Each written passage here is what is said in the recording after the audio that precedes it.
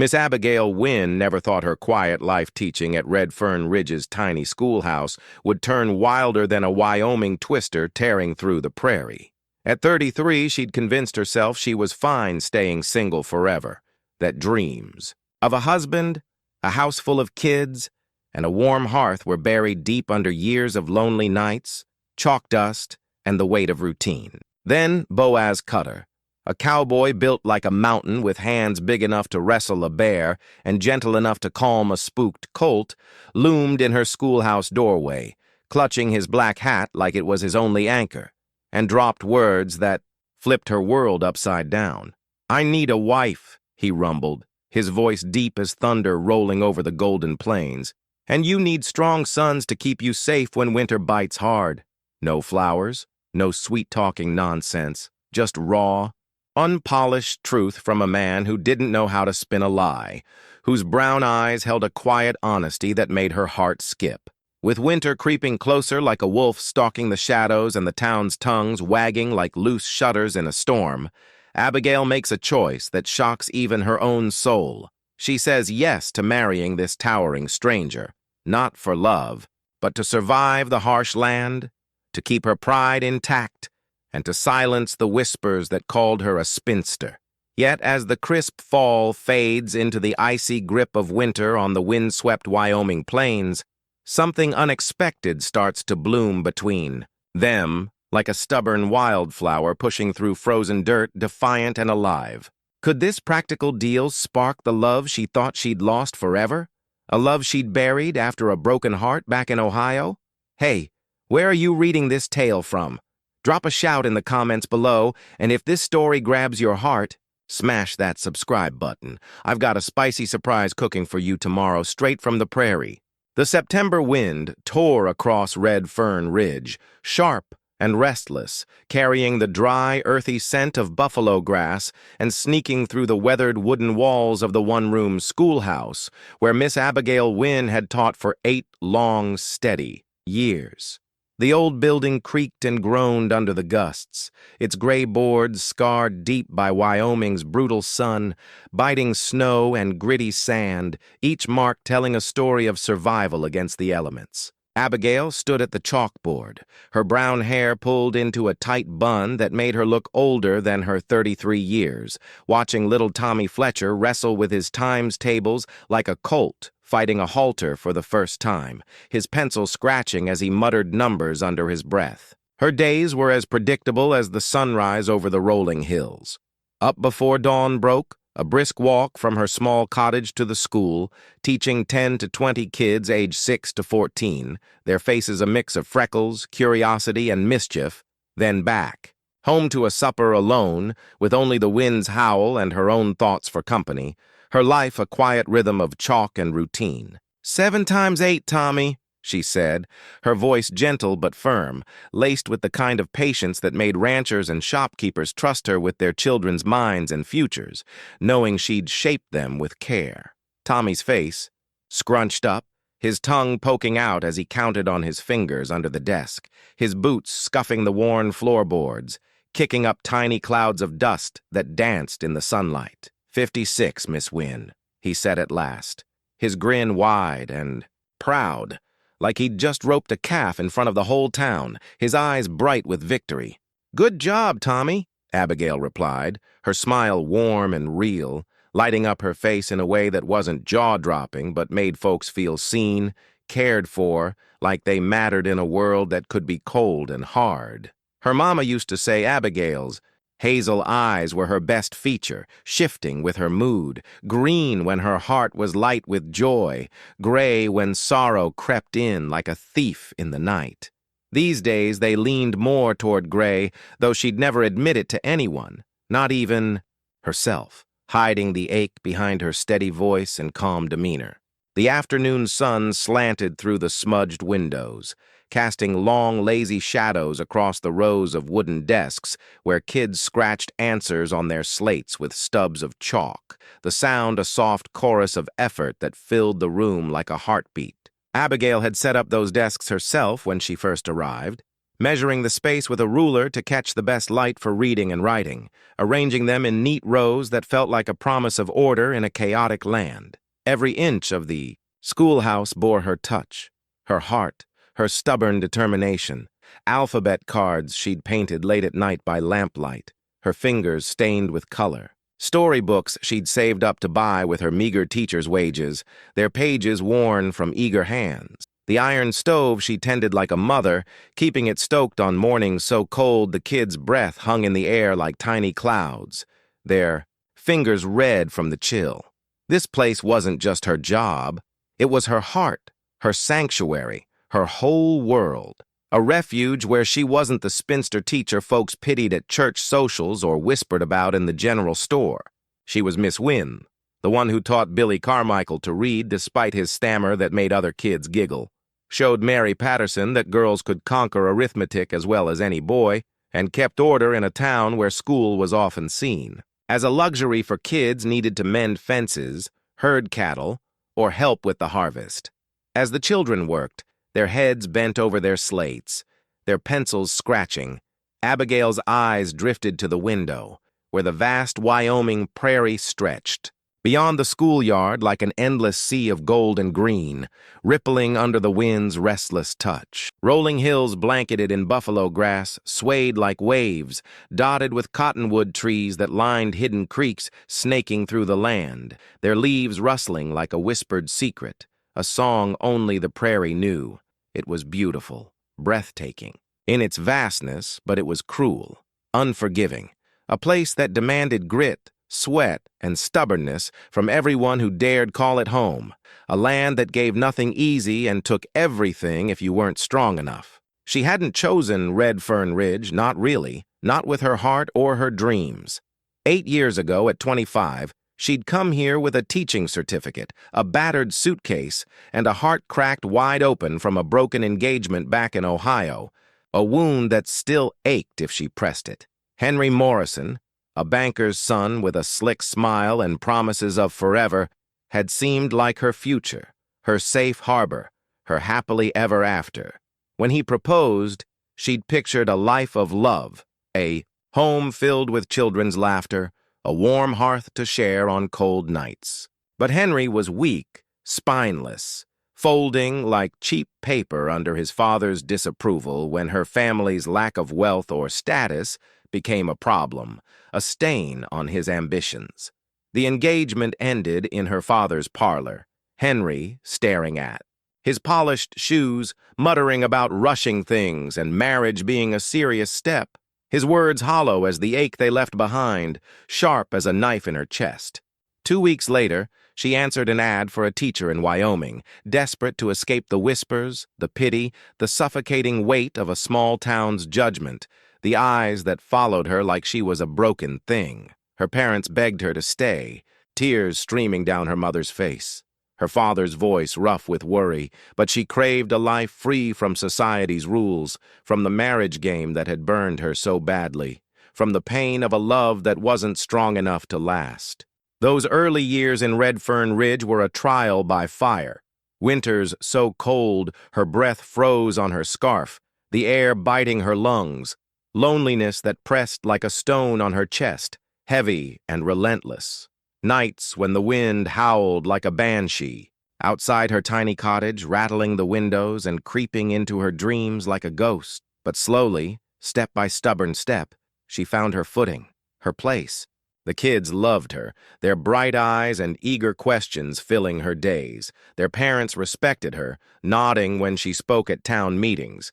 And she built a life, small but hers, carved out of chalk dust, determination, and a refusal to break. Yet lately, watching her former students marry, start families, build lives full of love and chaos, standing on the sidelines at their weddings as the kindly aunt with a forced smile and a gift of a hand-stitched quilt, a quiet ache, had taken root in her heart, deeper than she cared to admit, a longing for something more than her quiet cottage and her slates. She told herself she was content alone, that her schoolhouse was enough, that she didn't need a husband or children to be whole. But content wasn't the same as happy. and the difference gnawed at her in the quiet hours when the wind whispered, through the cracks in her walls, carrying dreams she'd tried to bury. The heavy thud of boots on the schoolhouse steps snapped her back to the moment, like a whip cracking in the still air, sharp and sudden. Parents sometimes came early to collect their kids, especially in the fall when ranch work piled up like storm clouds, the days growing shorter and the tasks more urgent. She glanced at the clock, 3:15, almost time to send the children home, to their chores and suppers, their slates tucked under their arms. "Miss Wynne?" Sarah Mitchell, a whip-smart 12-year-old with braids as neat as a fence row and eyes that missed nothing, raised her hand, her voice clear and confident. "I finished my math. Can I help Tommy with his?" "That's kind of you, Sarah," Abigail said, her voice softening as she watched the girl slide over to Tommy's desk, explaining numbers in a patient, kid-to-kid way that sometimes worked better than any teacher's lecture, her braids swinging as she pointed at his slate. Sarah might be a teacher herself one day, Abigail thought, her heart swelling with pride. If her parents didn't marry her off to a rancher at 16, a fate too common for bright girls in this hard, practical land. The boots grew louder, joined by the faint jingle of spurs. Definitely a rancher, not a shopkeeper in soft shoes or a farmer in muddy boots. The sound sharp and distinct against the wooden steps. Abigail smoothed her plain gray skirt, a nervous habit from years of facing parents, school board members, or rowdy students who needed a firm word, her hands brushing the fabric as if it could steady her racing thoughts. She prepared to greet whoever it was, maybe to talk about a child's spelling or offer extra lessons for a struggling reader, her mind already forming polite responses. The door creaked open, its hinges squeaking like a warning, and a massive shadow filled the frame, blocking the sunlight like a storm cloud rolling in, heavy and ominous. Abigail's breath caught in her throat, her chalk pausing mid-word, a half-formed 8 dangling on the board. Boaz Cutter stood there, holding his wide-brimmed black hat in hands that could crush a rock or gentle a spooked horse, his fingers twisting the brim slightly, betraying a hint of nerves.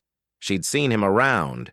Red Fern Ridge was too small, with only 300 souls, not to know everyone, but never this close, never with his full attention fixed on her like a hawk on a field mouse, intense and unyielding. He owned the biggest ranch in 3 counties, a towering figure at 6'6", with shoulders broad as a barn door from years of wrestling cattle, mending fences, hauling hay, and fighting off whatever the prairie threw at him.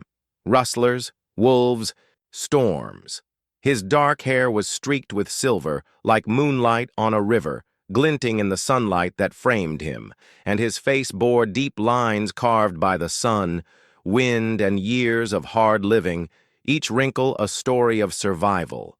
But his deep brown eyes caught her off guard, gentle, almost soft, in a way that didn't match his hulking frame or the legends whispered about him at the general store, tales that painted him as half man, half myth. "Miss Wynne," he said, his voice low and steady like a river flowing over smooth stones, calm but carrying weight, a voice that could quiet a room or command a herd.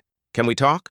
The kids went quiet, their slates forgotten, their eyes wide as they sensed the importance of this man's presence, the air shifting like before a storm. Tommy's mouth hung open, a mix of awe and a touch of fear, like he was staring at a storybook giant come to life, his pencil dangling in his hand. Boaz was a legend in Red Fern Ridge, known for taming wild horses with just a whisper, fighting off a pack of wolves with nothing but a knife and his bare hands, and once carrying a lost calf 5 miles through a blizzard to save it, his coat frozen stiff by the time he got home, his breath steaming in the cold. "Of course, Mr. Cutter," Abigail said, her voice higher than she meant, betraying the nerves fluttering in her stomach like a flock of sparrows.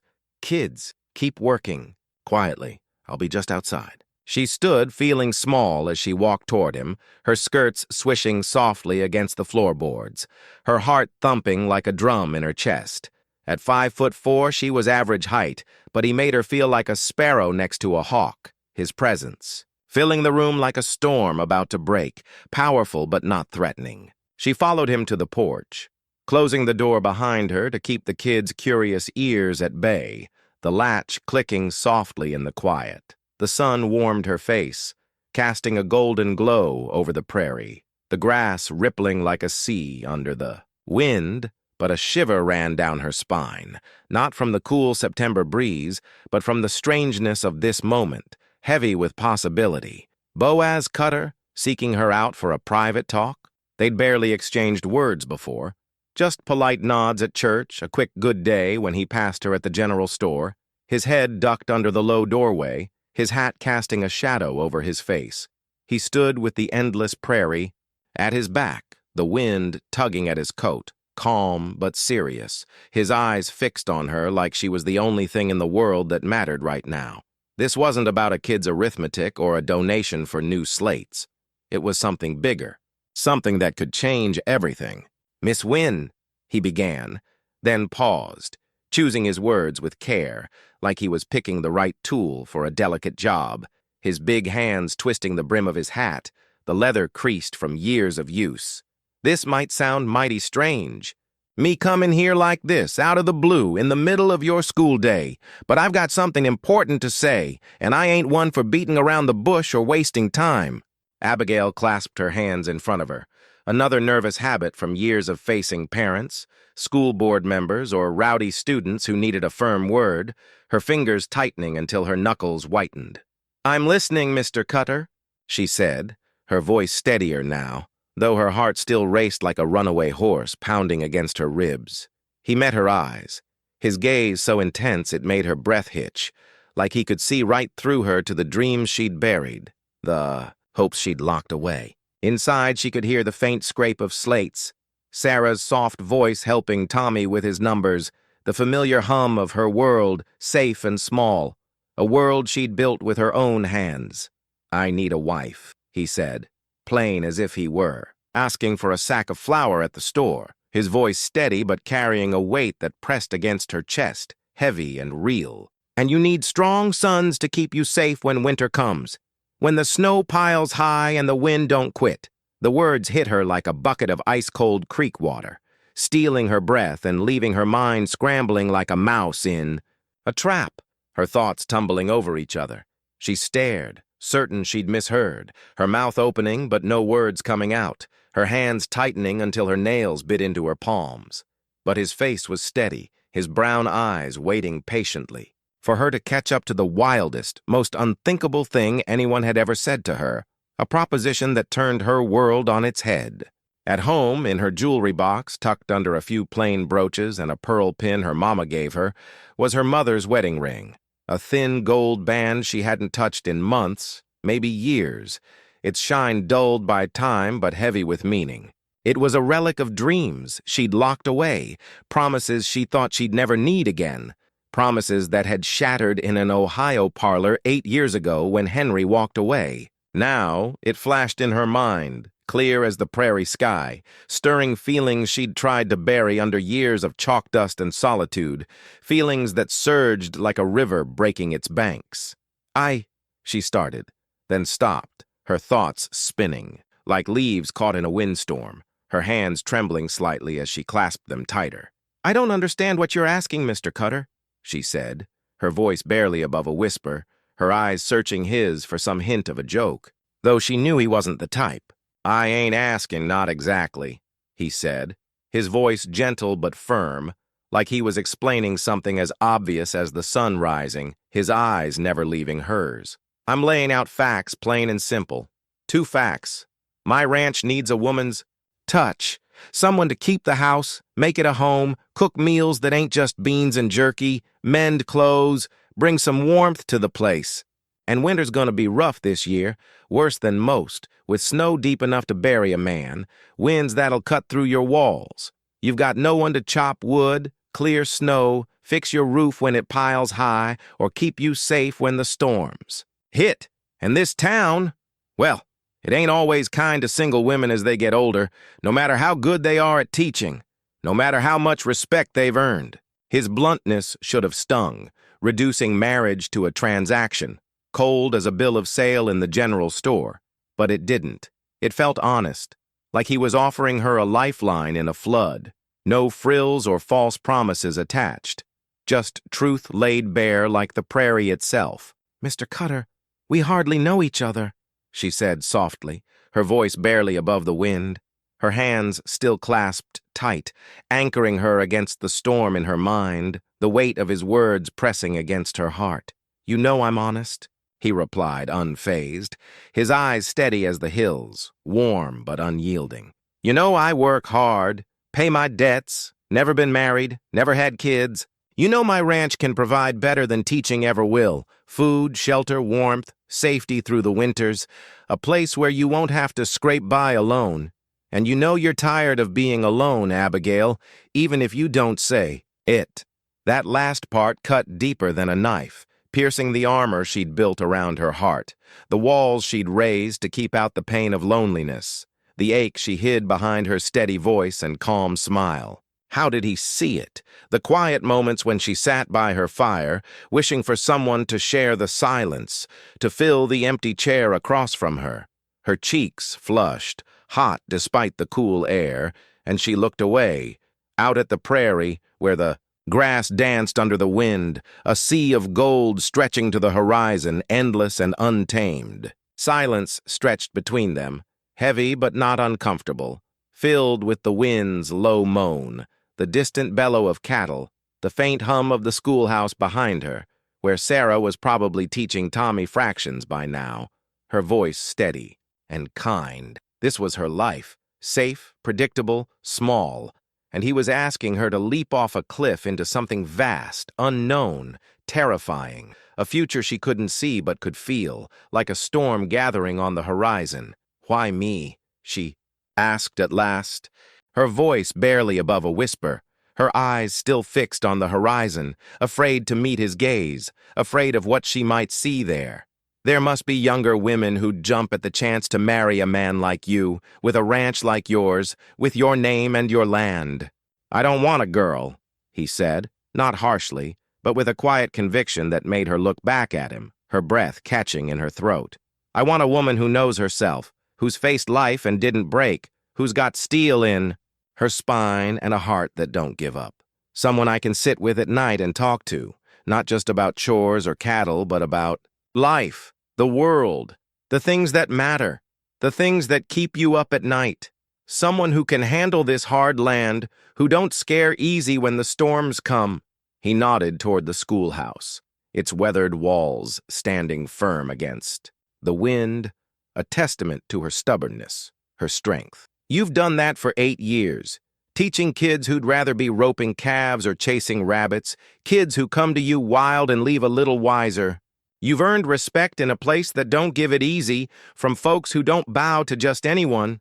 That tells me who you are, Abigail Wynne, and that's the woman I want." Her heart fluttered, a mix of fear and something dangerously close. To hope, a feeling she hadn't let herself touch since Henry's betrayal, since the day she boarded a train to Wyoming with nothing but a suitcase and a broken heart. When had anyone seen her like that? Beyond her chalkboard and lesson plans, beyond the spinster teacher label the town whispered behind her back, their pity stinging worse than their gossip. Not Henry, who'd wanted a proper wife to parade, for his father's approval, a decoration for his ambitions. Not the townsfolk, who valued her teaching but pitied her solitude, offering kind smiles that cut deeper than insults, their eyes saying she'd missed her chance at life. "What exactly are you proposing, Mr. Cutter?" she asked, forcing her voice to stay steady, though her pulse raced like a runaway horse, pounding in her ears. "Marriage," he said, simple as that, like he was stating the price of hay or the time of day, his voice calm but firm. "A partnership, plain and true. I won't lie and say it's love. I don't know much about that. Never had the chance to learn, never had the time with the ranch taking all I've got. But I know respect, and I know taking care of what's mine, keeping it safe, keeping it strong. You'd have a good home, security, a place in this world as my wife, not just a teacher scraping by. And maybe with time we'd find something more than just a deal, something real." His honesty was like a clear stream, no mud or pretense clouding it, refreshing in its simplicity, a truth as plain as the prairie itself. Yet the way his eyes softened when he looked at her, the way his voice dipped low when he said, "Something more," hinted at a depth he didn't name, a possibility that made her heart skip and her breath catch, like standing at the edge of a canyon, knowing the fall could break you, but the view might be worth it. It was overwhelming, scary, and strangely wonderful, a chance she hadn't thought she'd get again. "I need time to think," she said, her mind still reeling like a spooked horse, her hands trembling slightly as she clasped them tighter, her knuckles white. "Of course," he said, placing his hat back on, making him look even taller, like a tree rooted deep in the earth, unyielding against the wind, his presence steady and sure. "But don't wait too long, Miss Wynne. Winter's coming, and some choices get harder the colder it gets. The prairie don't wait for nobody, and neither do I." He tipped his hat, a small gesture that felt oddly formal, like a bow from another time, then stepped off the porch with a heavy thud of his boots, the sound echoing in the quiet air. He strode to his massive horse tethered to a post, a black beast with a mane that gleamed in the sun, its muscles rippling under its coat. He mounted with a smooth motion that spoke of years in the saddle, a man born to this land, and rode off into the prairie, his silhouette shrinking against the golden grass until he was just a speck under the wide, endless sky, leaving her alone. With the wind and her racing thoughts, her heart pounding like a drum, Abigail stood there, gripping the porch railing so tight her knuckles ached, her heart thumping as she tried to make sense of what just happened, her mind a whirlwind of fear, hope, and possibility. Inside, the kids were still working, their voices a soft hum, unaware their teacher's life had just tilted like a wagon on a steep hill, ready to tumble into something new, something unknown. When she walked back in, her steps slow and deliberate, Sarah looked up, her brown eyes curious, her braids swinging slightly as she tilted her head. "Miss Wynne, was that about us? Are we in trouble?" she asked, her voice tinged with worry. Her slate paused mid-problem. "No, sweetie," Abigail said, forcing a calm smile, though her hands trembled as she picked up her chalk, the familiar weight grounding her against the storm in her chest. "Nothing like that. Just a grown-up talk." But as she returned to teaching, guiding Tommy through his numbers and checking Sarah's neat handwriting, her mama's ring burned in her memory, a thin gold band that held dreams she thought she'd buried under years of chalk dust and solitude, dreams that were stirring now, alive and insistent, like seeds waking under spring rain. That night, Abigail sat at her small kitchen table, the oil lamp casting a warm, flickering glow over the marriage contract Boaz had left behind, its single sheet of paper lying there like a challenge, a dare. It was written in his surprisingly neat handwriting, each word carefully formed, as honest and straightforward as the man himself, no flourish or pretense.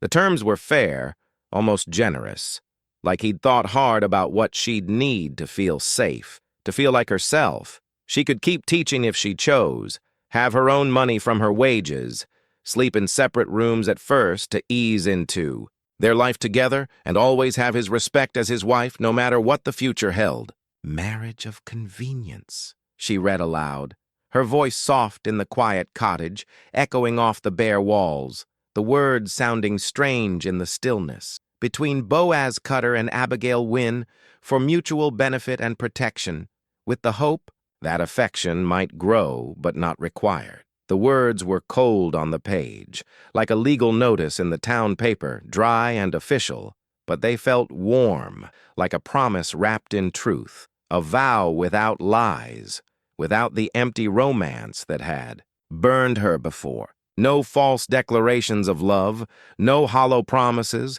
just a clear path forward, a partnership to face the prairie's challenges together, a lifeline in a land that could break you if you stood alone.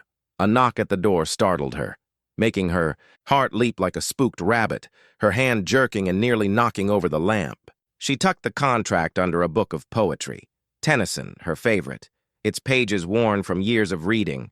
Unsure why she felt the need to hide it, as if it were a secret too big for the world to know yet, too fragile to share. Through the window, She saw Mrs. Henderson, the general store owner's wife, standing on her porch, her face pinched with worry under her faded bonnet, her shawl pulled tight against the evening chill, her eyes darting like she expected trouble. "Abigail, dear," Mrs. Henderson said when the door opened, her voice low like she was sharing a scandal over tea, her hands twisting in her shawl.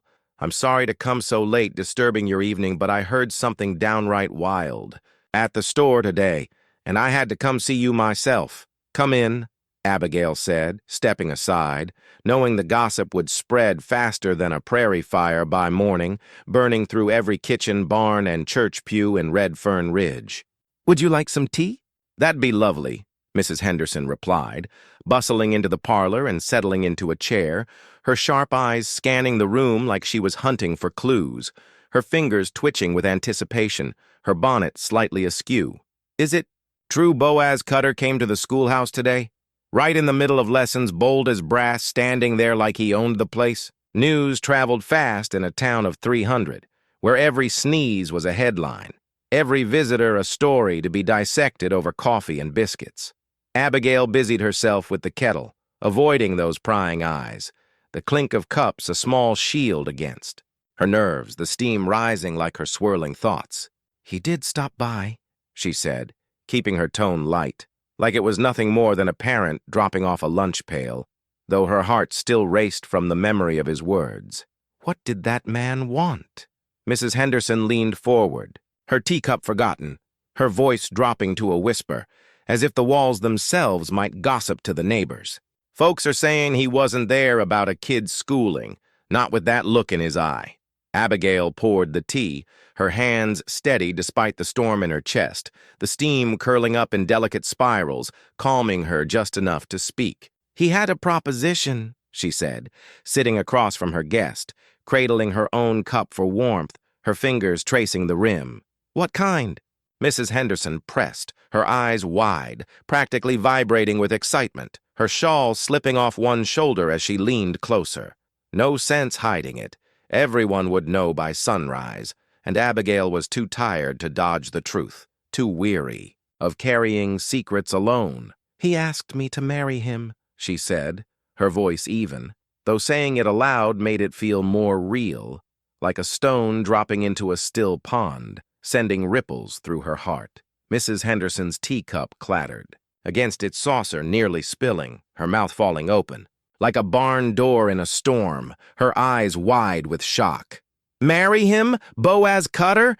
That man's never looked twice at a woman in all his years here, never courted, never danced, never so much as tipped his hat to anyone but you today, from what I hear, and you two barely speak, Abigail." "That's what I told him," Abigail said, sipping her tea to hide the flush creeping up her neck, her heart still racing from the memory of his voice, his eyes, his impossible offer. "He says it's a practical arrangement. He needs a wife to run his house, keep his home in order, make it more than a place to sleep. And I need security, someone to help me through the winters, to keep the wolves at bay." Mrs. Henderson's mouth opened, then closed, like a trout yanked from the creek, her eyes wide with a mix of shock and worry. "Security? Abigail, what did you say to that? You didn't say yes, did you?" "I said I'd think about it," Abigail replied, meeting the older woman's eyes, her voice calm despite the whirlwind inside her, the questions swirling like leaves in the wind. Mrs. Henderson set her tea down, her face creasing with worry, her hands twisting in her lap like she was wringing out a dishcloth. "Abigail, I know winters are hard alone, and that little cottage of yours ain't much against the snow, with its thin walls and leaky roof that lets in the cold.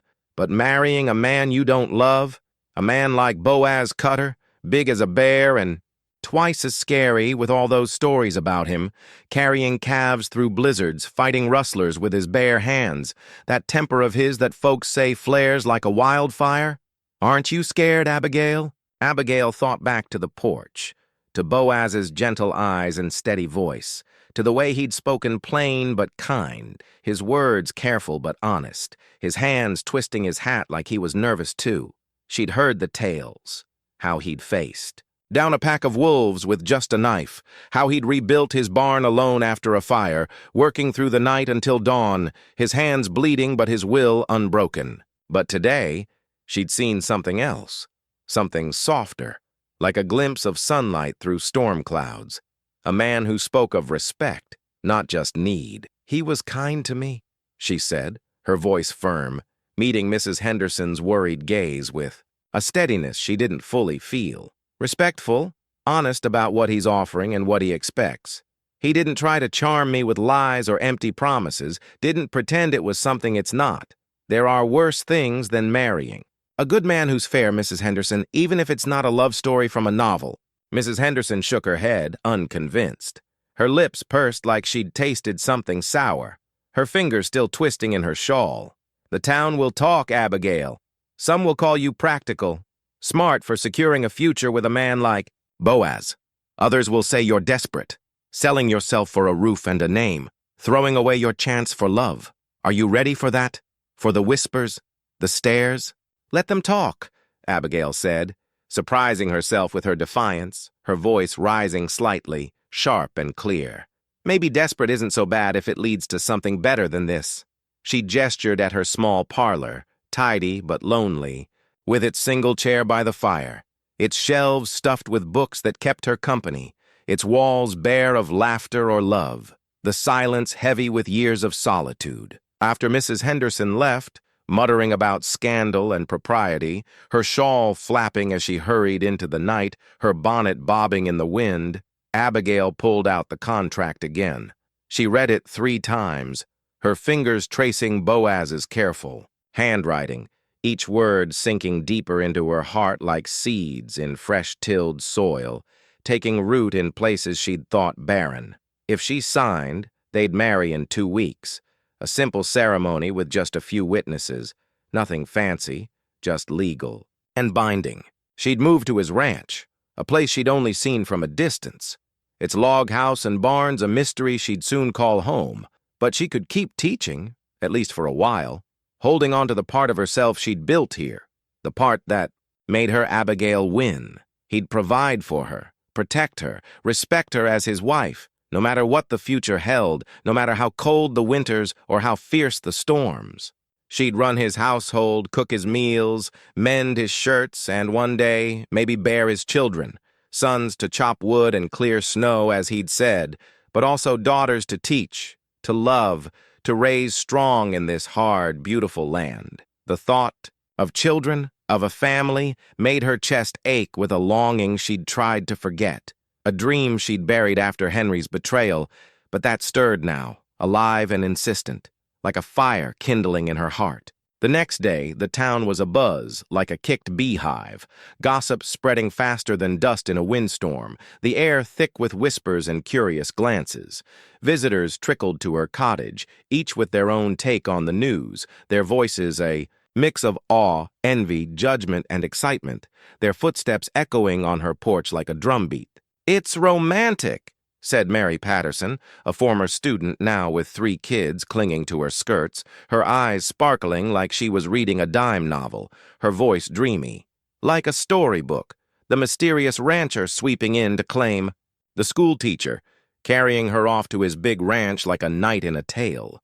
"It's improper," sniffed Mrs. Hartwell, the preacher's wife, her nose high and her lips tight as if she'd smelled something bad, her hands folded primly in her lap.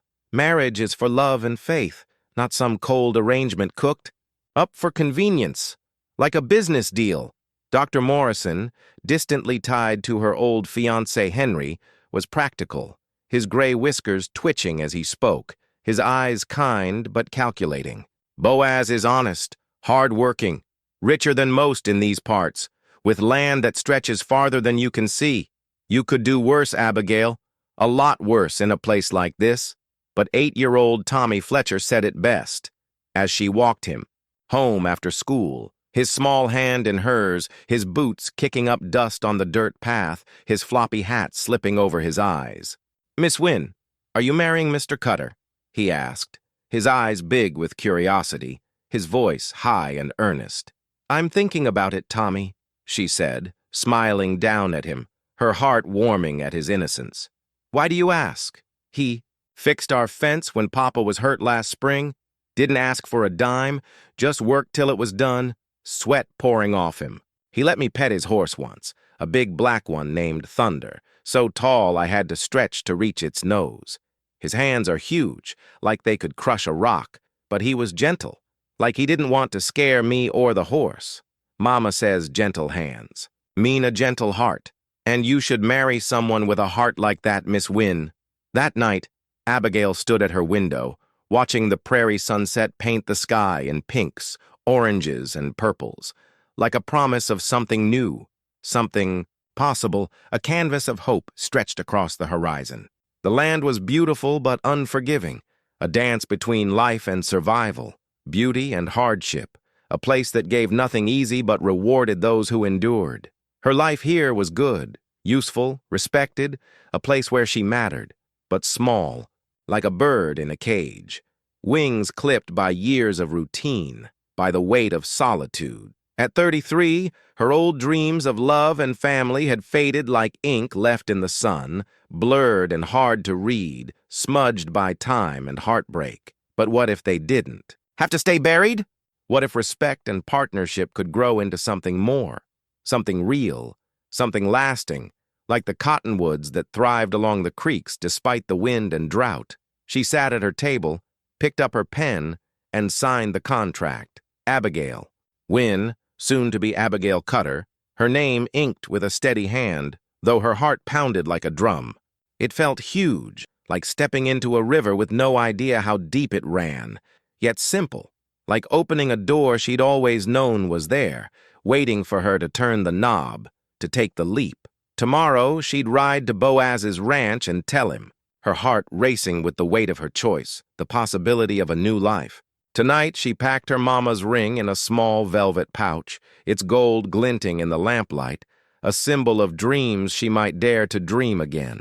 Dreams she thought she'd lost, but that were stirring now, alive and bright. The contract lay. On her table, a bridge from her past to a future she couldn't yet see, its edges curling slightly in the glow of the lamp, like it was alive with possibility. Outside, the prairie wind sang a low, wild song of change, whispering through the grass like it knew what was coming, like it was calling her forward, urging her to step into the unknown. The next morning, Abigail walked to Boaz's ranch.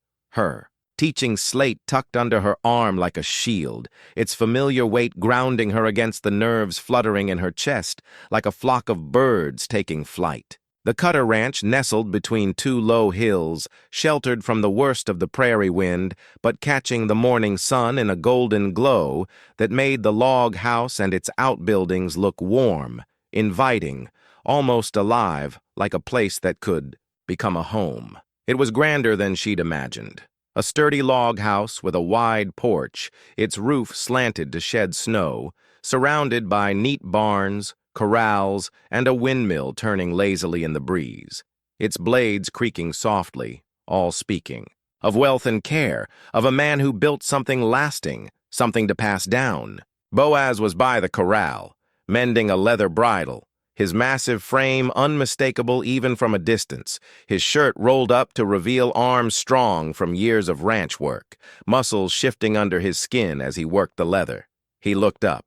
As she approached, his dark eyes catching hers, and set the bridle aside, striding toward her with long, easy steps that made the ground seem smaller, his boots kicking up small puffs of dust.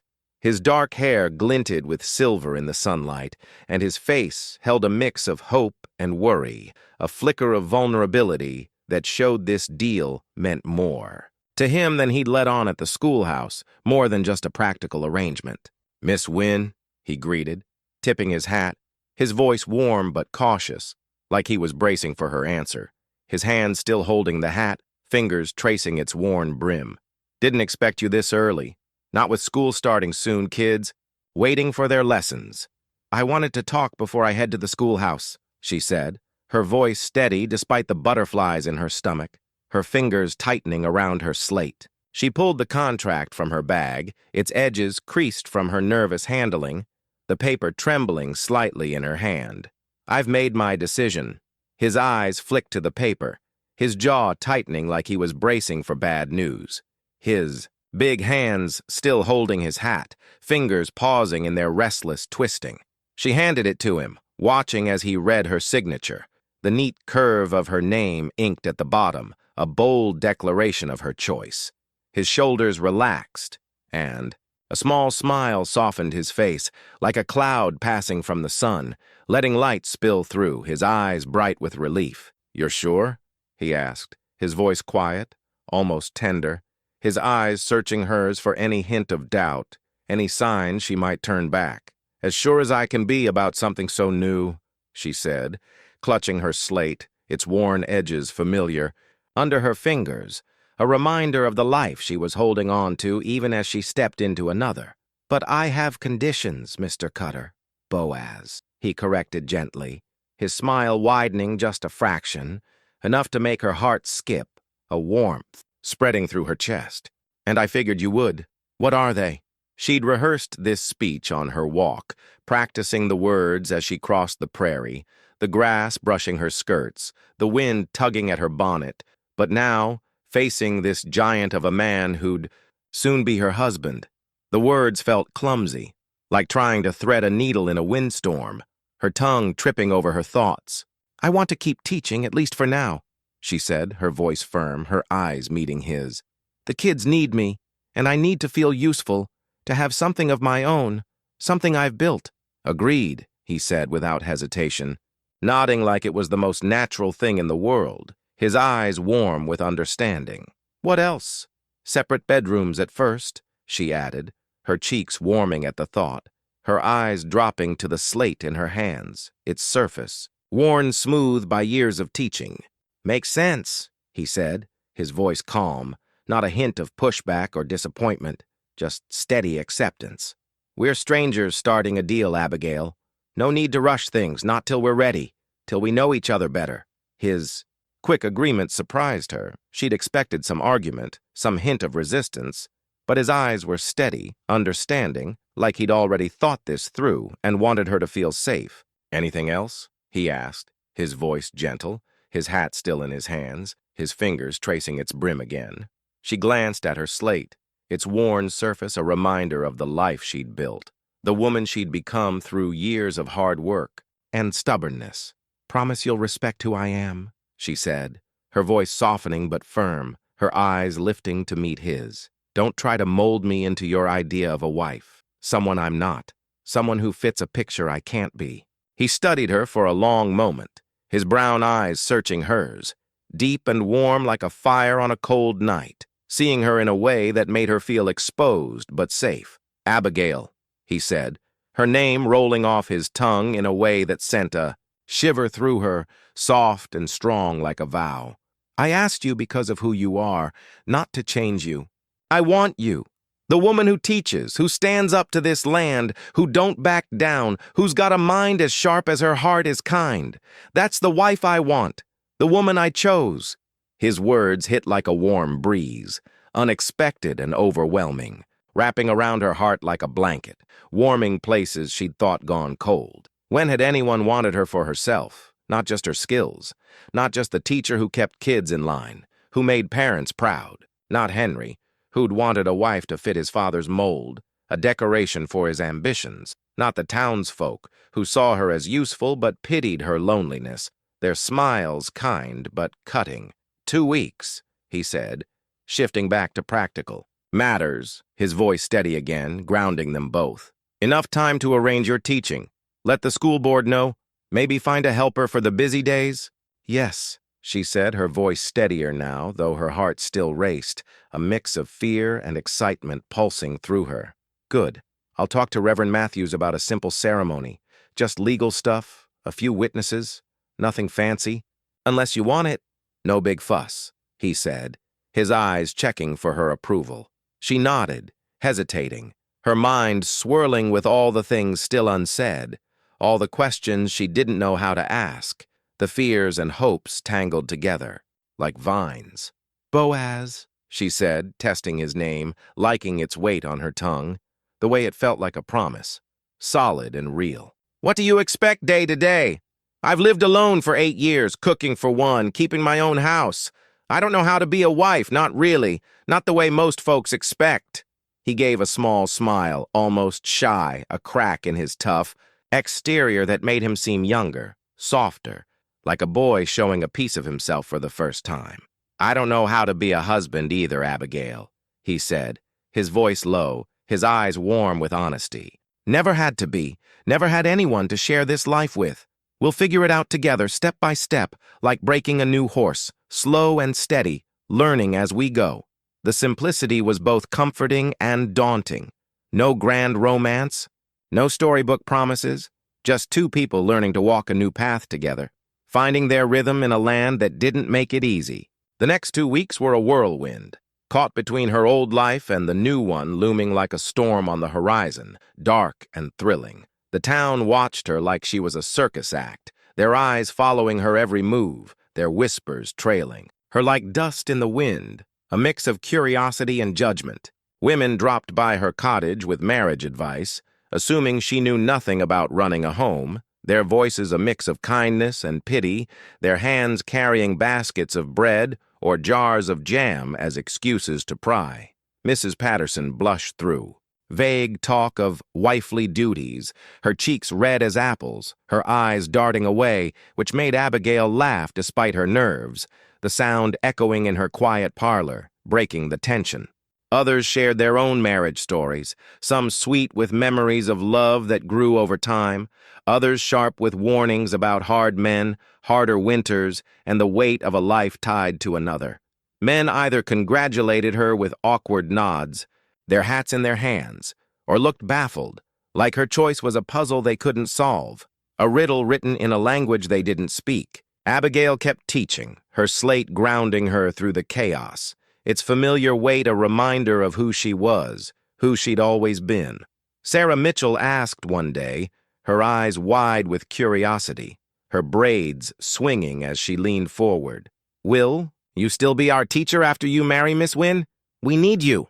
"As long as you need me," Abigail promised, her voice steady, though she wondered how long that would be, how her new life would fit with the old, how she'd balance a classroom and a ranch. "Will you have babies?" little Emma Cole asked, blunt as only a 6-year-old could be, her pigtails bouncing as she spoke, her eyes bright with innocent curiosity. Abigail's face heated, her mind flashing to Boaz's words about sons for winter. The thought of having his children, of building a family, thrilling and terrifying, a dream she hadn't dared touch in years, locked away with her mama's ring. "Maybe someday," she said, dodging the question with a smile, her heart racing like a horse set free. As the wedding approached, Abigail swung between excitement and nerves, her stomach fluttering like a flock of sparrows, her dreams filled with images of a ranch she'd never seen up close, a man she barely knew but was choosing to trust. She had no fancy gown, but her blue wool dress was nice enough, its soft fabric clean and pressed, its color catching the light like a clear sky, a quiet nod to the occasion. The night before, she sat in her cottage, maybe for the last time alone, her slate by the lamp, its surface worn smooth by years of teaching, its edges familiar under her fingers. Tomorrow, she'd be Mrs. Boaz Cutter, mistress of a sprawling ranch, a role she couldn't fully imagine, a title that felt both heavy and light. It felt like a dream, yet real as the wood under her fingers, solid and unyielding, a new chapter waiting to be written. Her old hopes of romance, of a love like in the novels she read as a girl, were gone, faded like old ink, smudged by time and heartbreak. But maybe respect and partnership could grow into something just as good, just as true, just as lasting. The slate reflected her face, uncertain but hopeful, a woman on the edge of something new, something possible. Tomorrow she'd discover who she'd become as Boaz's wife. Tonight she was still Abigail Wynne, teacher, alone but not defeated, her heart open to the possibility of more, to a life beyond the schoolhouse. The wedding was on a crisp October morning in Reverend Matthews's small church, a plain wooden building. With pews worn smooth by years of sermons and prayers, the air smelling of polished wood and candle wax. Only a handful of folks watched. Mrs. Patterson, her eyes misty with romantic notions. Dr. Morrison, his whiskers twitching with approval. A few others who'd heard the news and couldn't resist seeing it for themselves, their faces a mix of curiosity and skepticism. Abigail wore her blue wool dress, its hem brushing her ankles, its fabric soft against her skin, and clutched a small bouquet of wildflowers Boaz had picked at dawn, purple asters and golden Susans, their petals bright against the gray morning. Tied with a bit of twine, he'd nodded himself, a simple gesture that felt like a promise. Standing at the altar, she felt tiny beside him, his massive frame filling the space like a wall against the world, his presence steady and sure, his dark coat pressed and clean. Their vows were plain, spoken in clear voices that echoed in the quiet church, promising care in sickness and health, for richer or poorer, but no mention of love, just as they'd agreed, a contract sealed with words, not hearts. It was a partnership, a practical choice, yet her heart ached for the unsaid, for the words that might come later, that might grow between them like the wildflowers in her hands. When Reverend Matthews pronounced them married, Boaz took her hand, his touch warm and careful, his fingers rough from work but gentle, and kissed her knuckles softly, a gesture so tender it brought tears to her eyes, blurring the faces of the witnesses, making the moment feel like theirs alone. Then she was Mrs. Cutter, bound to a man she barely knew, her future as open and uncertain as the prairie itself, stretching out before her like an unwritten book. The wagon ride to the ranch was quiet, both of them nervous, the creak of the wheels and the clop of the horses' hooves filling the silence, the air cool and sharp with the scent of grass and earth. Abigail held her wildflowers tight, their petals soft against her fingers, their scent calming her jitters, grounding her against the weight of the moment. "Nervous?" Boaz asked as the ranch came into view, his voice low, his eyes glancing at her from under his hat, a flicker of worry in his gaze. "Yes," she admitted, her voice soft but honest, her eyes meeting his for a moment. "You?" "Yes," he said, a small smile tugging at his lips, his honesty easing her fears like a warm blanket, making her feel less alone in her uncertainty. The ranch house looked different now. Her home, not just a place she'd passed on her walks, its log walls sturdy and warm in the sunlight. Boaz had spruced it up, the windows sparkling like they'd been polished just for her, new curtains fluttering in the breeze, their soft blue catching the light, a sign of his effort to welcome her, to make this place hers. He helped her from the wagon, his hand lingering on hers, strong and steady, his touch a quiet promise. "I made you a room," he said, carrying her trunk inside with ease, his boots thudding on the porch, the sound solid and reassuring.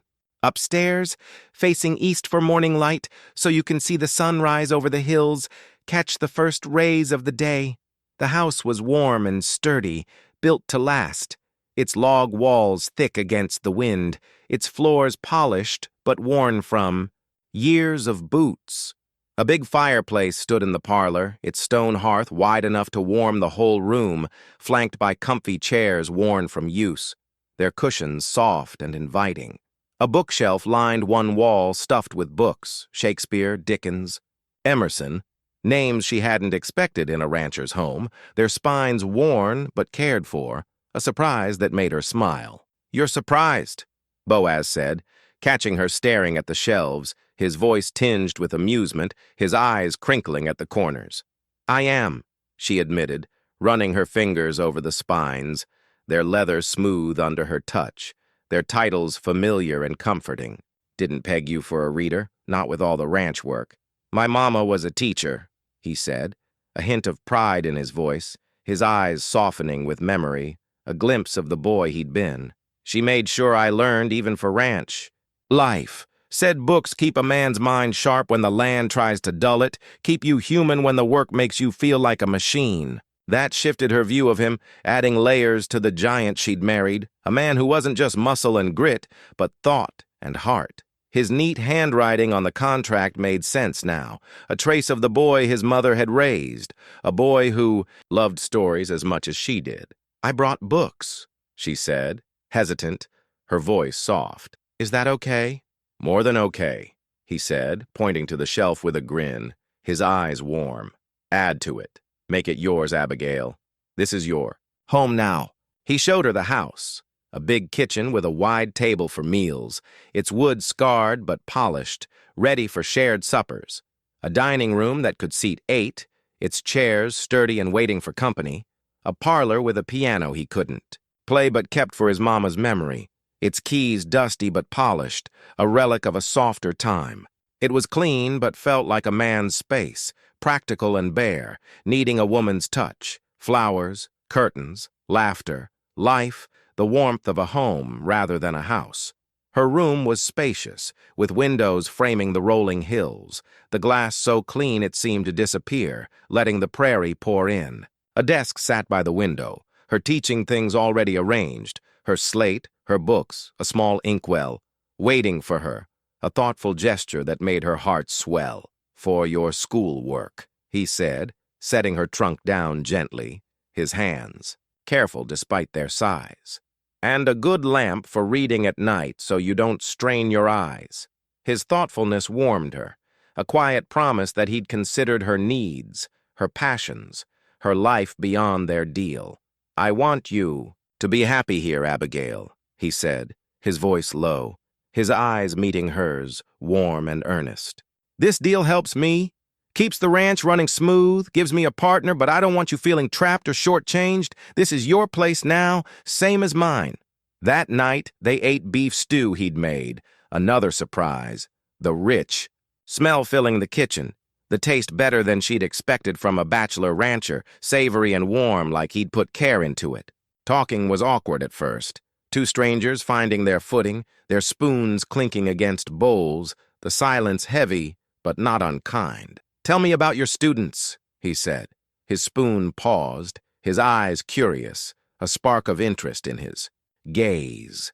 She relaxed, her nerves easing as she shared stories of Tommy's math struggles, Sarah's quick mind, the challenge of teaching kids of all ages in one room, their questions and quirks, filling her days with purpose. He listened, asking smart questions, showing he understood teaching better than she'd expected, his mother's lessons shining through in his thoughtful nods. "You're good with them," he said, his voice warm with admiration, his eyes steady on hers. "The town respects you, Abigail, more than you know.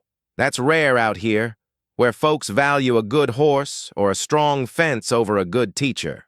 His praise made her glow, a warmth spreading through her chest like sunlight, breaking through clouds. She asked about the ranch, and he talked of cattle, weather, the constant work of building something lasting, his voice steady but passionate, like he was sharing a piece of his soul, his dreams for the land.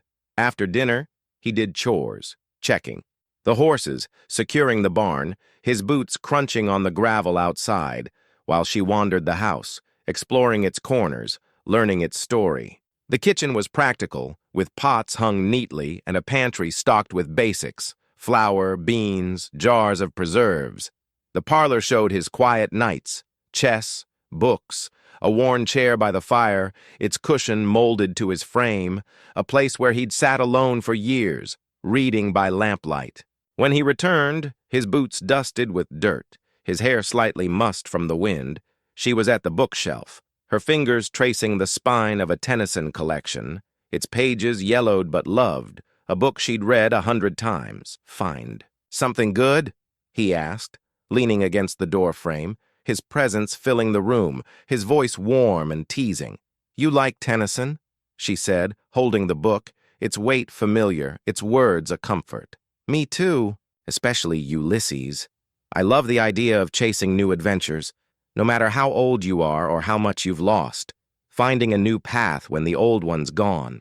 "Same here," he said, stepping closer, his voice soft, his eyes meeting hers. "Never too late to try something new, to build something worth keeping, even if it scares you."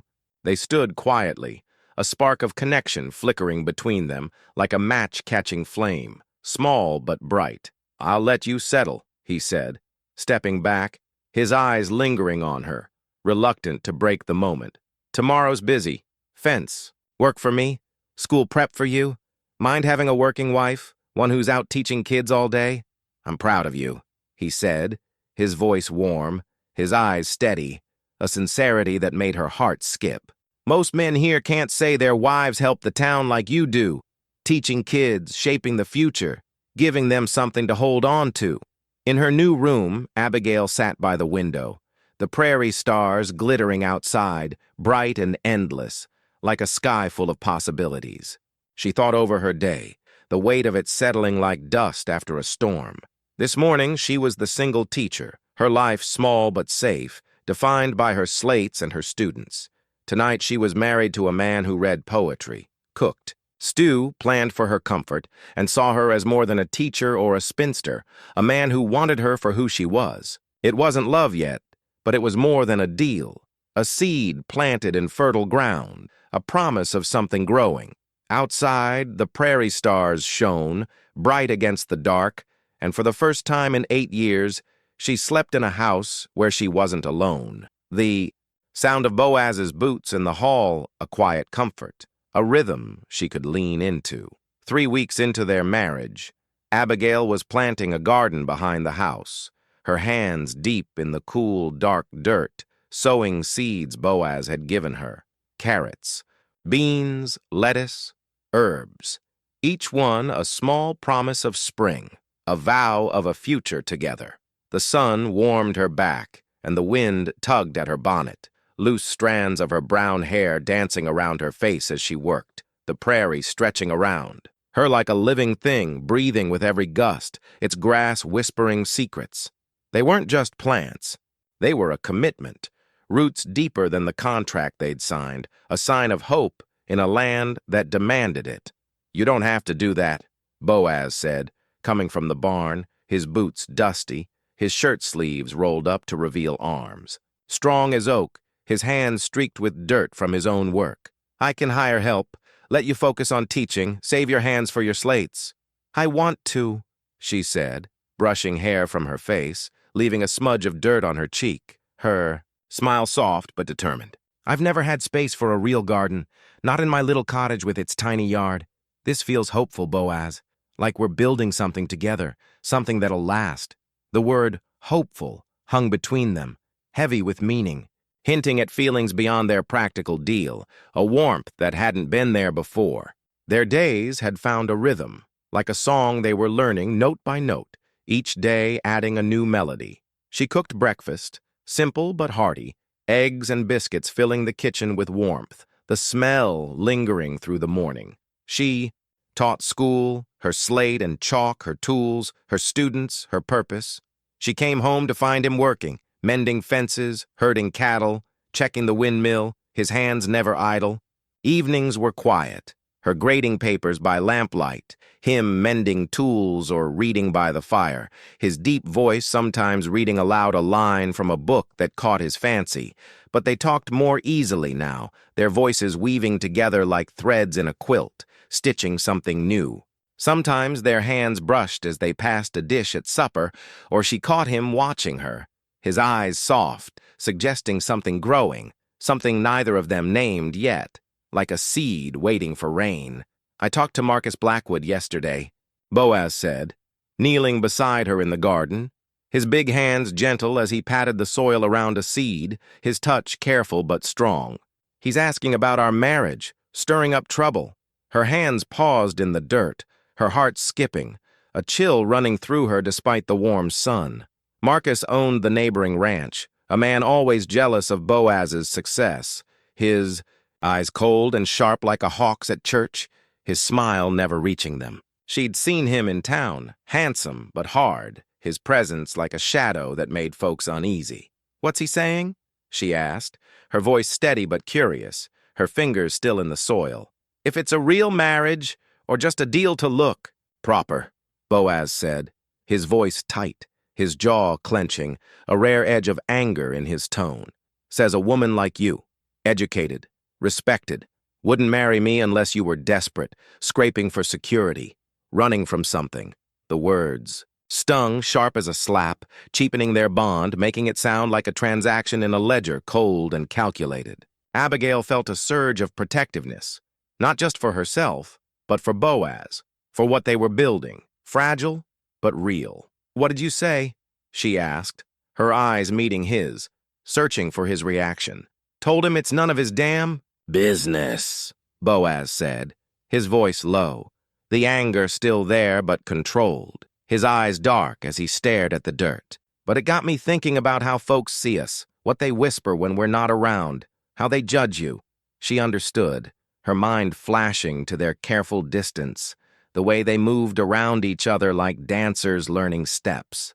They lived politely, sharing a house but keeping space between them noticeable to others, a gap that invited gossip. At church, they sat together but didn't touch, their shoulders inches apart, their hands folded in their laps. In town, they were friendly but not close, like partners in a business, not a marriage. To outsiders, they looked like a contract, not a couple.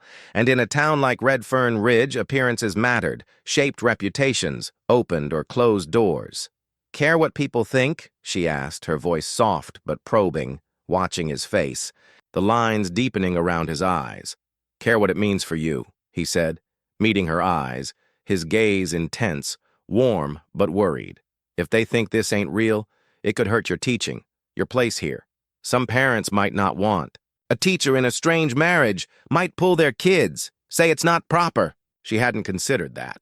The idea that her choice could ripple out, threatening the one thing she'd built for herself, the one place where she was more than a spinster. Her reputation was her armor, her shield, her place in the town, hard-earned and fiercely guarded. "What do we do?" she asked, her hands still in the dirt, grounding her against the fear creeping in.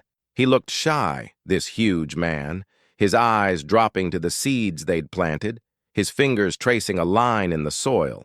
"Act more like a married couple in public. Small things, holding your arm when we walk, sitting closer in church, maybe not calling me Mr. Cutter like I'm a stranger you just met." The idea was so simple she almost laughed, but his vulnerability stopped her.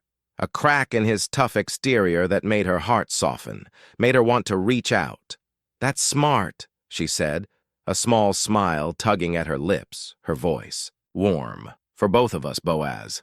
Relief softened his face, his shoulders easing as he nodded, a weight lifting between them. They worked in the garden together, talking about plants, the coming frost, the best way to keep rabbits from eating the sprouts, their voices light but laced with something new, a quiet understanding. A shift happened, like a door creaking open, just a little wider, letting in more light. That Sunday she took his arm as they walked into church, feeling his strength under her hand, solid as the earth, warm through his coat. Their shoulders brushed during the sermon, a small but deliberate closeness that felt bold, new, like a step into uncharted territory. When they greeted neighbors after, his hand rested lightly on her back, a subtle claim that said they were together partners, not just names on a contract, a gesture that felt natural and right. People noticed. Mrs. Patterson smiled, her eyes twinkling with approval, like she'd written their story herself. Marcus Blackwood scowled, his jaw tight, his eyes cold as he watched from the church steps. Dr. Morrison nodded and said, "Marriage looks good on her, Boaz, like she's found her place." Boaz's grip tightened slightly, his voice warm as he replied, "I'm the lucky one, Doc." His words, simple but sincere, sparked a warmth in her chest, a flicker of hope that maybe this could be more, that maybe they were building something real. Walking home, his care in matching her steps felt natural, like they'd been walking together for years, not weeks. "Thank you," she said, her voice soft, the wind tugging at her bonnet, "for caring about my teaching, about how this affects me, about my place here. I didn't ask you because I had no choice," he said, stopping on the path, his eyes locking onto hers, intense and warm. "I wanted you, Abigail, the woman who teaches, who reads poetry, who speaks her mind, who don't scare easy. That's who I wanted for my wife, not just anyone." His words shook her, hitting like a warm wind, stirring feelings she hadn't let herself feel in years, feelings she'd buried deep after Henry's betrayal. "I wanted you too," she said, surprised by her own truth, her voice trembling, her heart open. "Not just security, Boaz. You." That night, she glanced at him reading by the fire, his face calm, his big hands gentle with the pages of his book, the lamplight casting soft shadows. The garden seeds waited for spring, like their marriage. Practical, rooted in need, but growing into something more, something alive, something that could bloom. Trouble came in November, like a storm rolling in without warning, dark and heavy. When Marcus Blackwood rode up to the ranch with 2 men and a surveyor, waving papers that claimed Boaz's north pasture was his, backed by new records that smelled of deceit, their edges too clean, their ink too fresh. Abigail watched from the kitchen window, gripping the sink, her heart pounding as Boaz stood in the yard, calm but tense, his hands fisted at his sides, his eyes hard as flint. When the men left, their horses kicking up dust that hung in the air like a threat, Boaz came inside, his face hard, holding an old pocket watch, its silver worn but gleaming, its engravings faded from years of touch. "My daddy carried this 30 years, he said, rubbing its surface, his voice thick with memory, rough with pain. Died in that pasture, with this watch still ticking in his pocket, his last moments tied to this land." She sat across from him at the kitchen table, the lamplight casting shadows on his face, seeing the pain in his eyes deep and raw. "How'd he die?" she asked, her voice soft, like she was touching a wound, careful not to press too hard. "Heart attack, Doc," said. "He was 42, strong as an ox, never sick a day in his life." There were disputes with Blackwood back then, over water, land, boundaries, always something. Daddy trusted words, thought he could talk it out, reason with a man like Blackwood. The hint was heavy, a shadow of something darker, a suspicion that hung in the air like smoke. "You think Blackwood was involved?" she asked, her stomach tightening, her hands clasping the edge of the edible. "He's the type to take what he wants no matter who gets hurt," Boaz said, closing the watch with a snap, his eyes dark, his voice bitter as ash. "He's been after this ranch since Daddy died, waiting for his chance, biding his time like a snake in the grass." "What did he want today?" she asked, her hands steady despite the chill in her bones, her voice calm but firm. "The North Pasture says he has an older deed, one that trumps ours, says it's been in his family longer." Boaz's voice was bitter, his jaw tight. "Convenient now that I have a wife to protect, a home to defend, something he can use against me." His care warmed her, a steady glow against the fear growing in her chest, cold and sharp like a winter wind. Their marriage made them targets, a weak spot Blackwood could exploit, a lever to pull. "What do we do?" she asked, her voice steady, her eyes meeting his, refusing to flinch.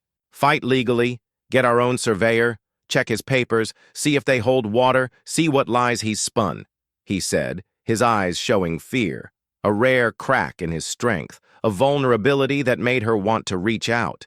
"Abigail, this could get dangerous. Blackwood ain't one to play fair, never has been." "Trying to scare me off?" she asked, her voice firm, a spark of defiance in her eyes, her chin lifting slightly. "Giving you a chance to leave before it worsens," he said, his voice